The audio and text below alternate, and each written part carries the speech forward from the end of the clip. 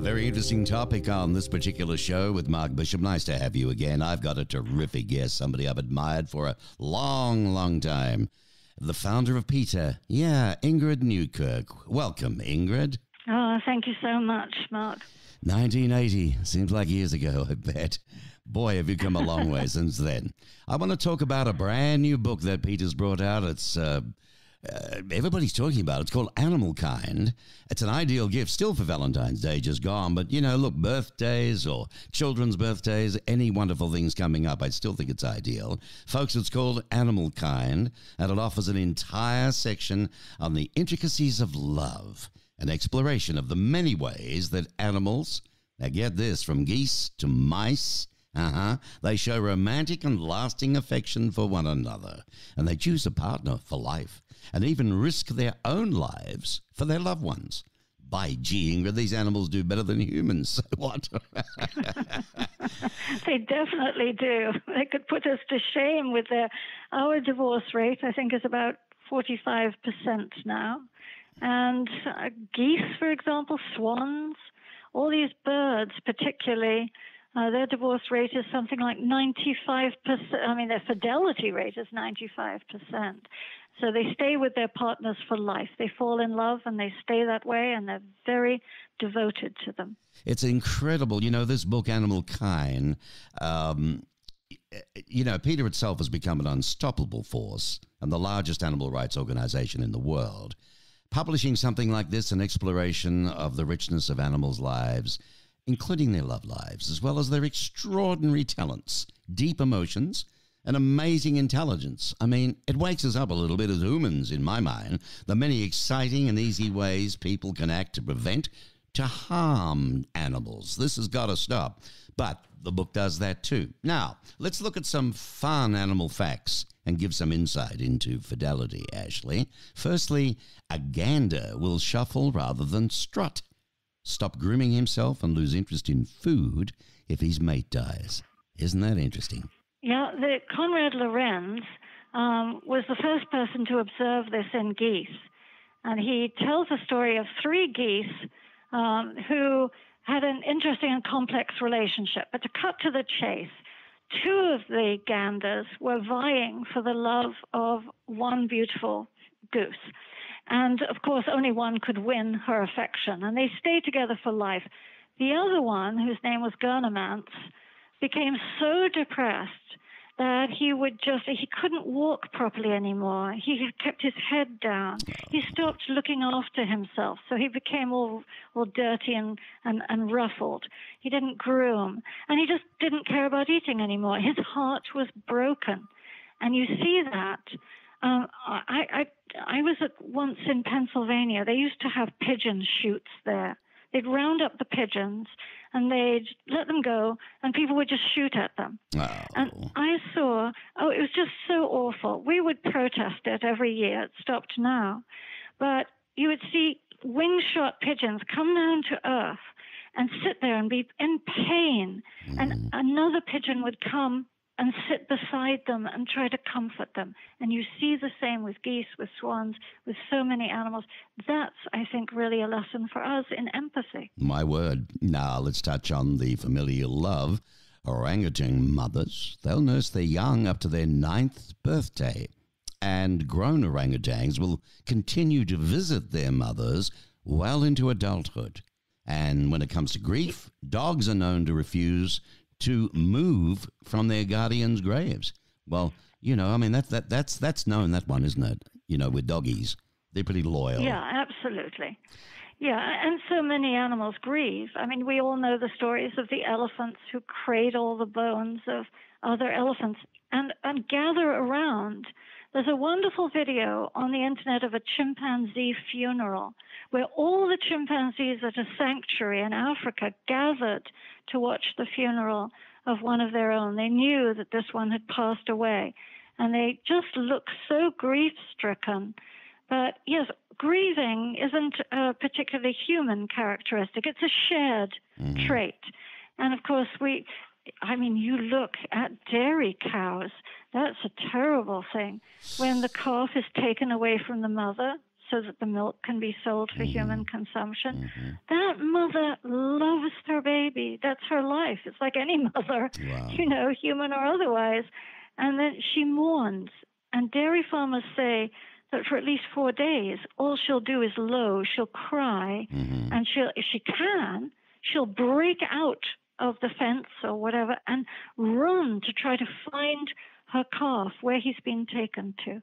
So yes, grief, love, maternal protection, all that is shared between all of us. We're not special. There's no us and them. We all have thoughts and feelings, and none of us wishes to be oppressed. And some fun animal facts as well. Birds have been found to be far more devoted to their romantic partners than humans. And while the divorce rate in the US is around 40 to 45%, swans, apparently, Ingrid, for instance, have a 95% rate of staying together for a lifetime. Isn't that lovely?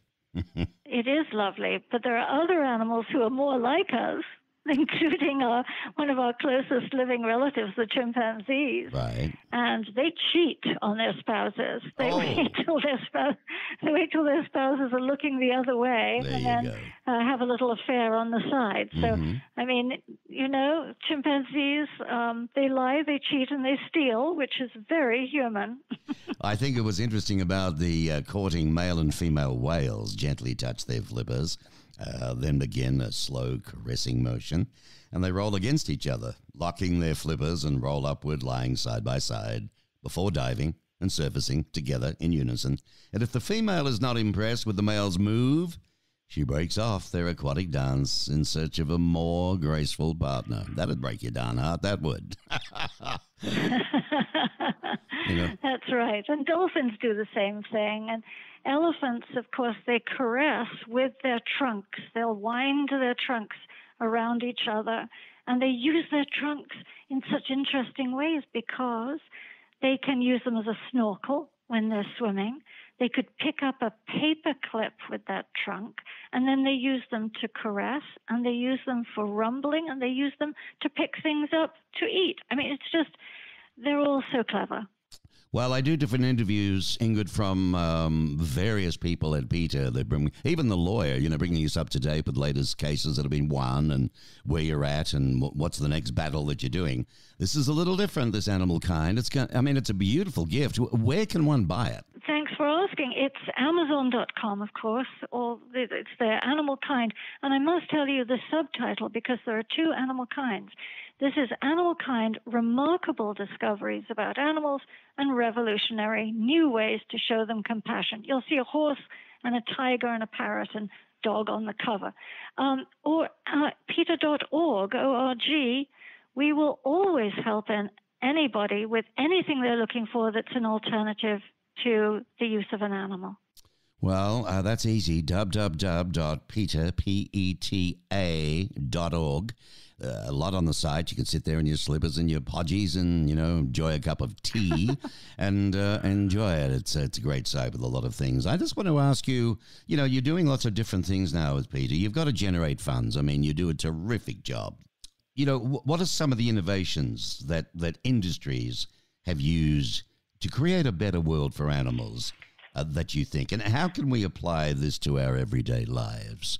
Because the book, you wrote the book for a reason, and there's a lot of messages in there, right?